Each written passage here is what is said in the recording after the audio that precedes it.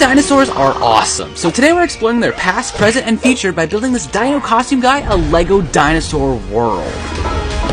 As of now, this Series 24 minifigure is technically the newest LEGO dinosaur, even if he's just a dude in a costume. Meanwhile, this abomination was one of the oldest LEGO dinosaurs, released in 2001 as a 4-in-1 pack. Between this and this, LEGO's made hundreds of dinos in all sorts of different shapes and sizes. So today I'm creating a world where they can all coexist, starting with a house to keep this guy safe from everything, who the comments named not Rex, I'm sorry. But if we take off the rest of his costume, I think the name Diego suits him much better. But I started to lay out a footprint. Done. And then we could build the foundation of the house. The walls are going to be solid stone because it's extremely strong against attacks, and it's the only material Diego has available right now. So I used a bunch of different slopes in light gray, and dark tan to sort of sculpt up the sides like this. This chunk of the wall kept randomly breaking off though, so let's just use it as a table instead, complete with some lovely decorations on top and a stone chair. The rest of the walls went much more smoothly, where I created an arch over the doorway we can cover up with some animal skins. Diego turned another skin into a rug here, and another into some snazzy sheets for his stone bed.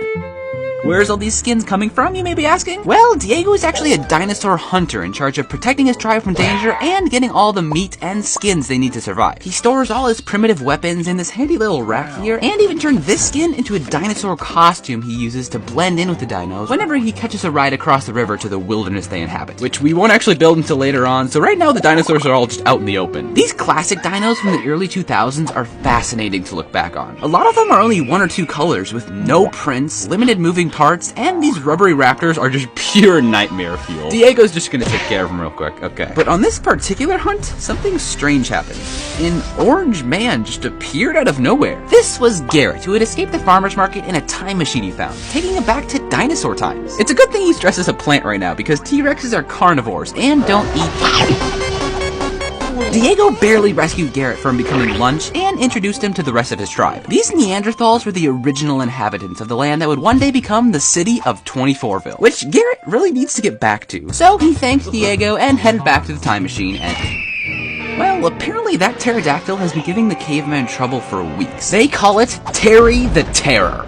The P is silent, by the way. It carried the time machine over to its nest, high up on the cliffside. I had a lot of fun building all this rocky terrain with a nest on top and a big old egg that fits right in there. But with no way to reach it, it looks like Garrett is stuck in the past for now. So the tribe welcomed him in as one of their own. Diego even offered to let him stay at his house once we finished building it. I added a roof covered in mossy leaves and a chimney that you can sort of remove. And all these random clips around the outside are to attach bones that we can use as decorations. Sort of. That's all they had back then. The front side even has these cool horns sticking out and a T-Rex skull on top. Sort of like how some people mount moose heads on the wall. And as a bonus, it can act as a sort of handle to remove the roof easier. But the bones keep getting nibbled off by Diego's pet Ankylosaurus named Spike. He and Garrett are gonna have to share the rug, which did not end well because Spike loves to steal and bury things in the yard, like Garrett's pants. He's just gonna hide himself while I make another house for the Karut family. Gugut, Charlie, and their son Jerut, who has a beard. Puberty hit earlier back then. They've been trying to farm their own food that doesn't want to kill them, like poultry and vegetables. That's why their house is sort of barn-shaped, with this really cool stone roof technique I used. The front door can obviously open, and this side wall actually opens up too, so you can better see inside. I spent so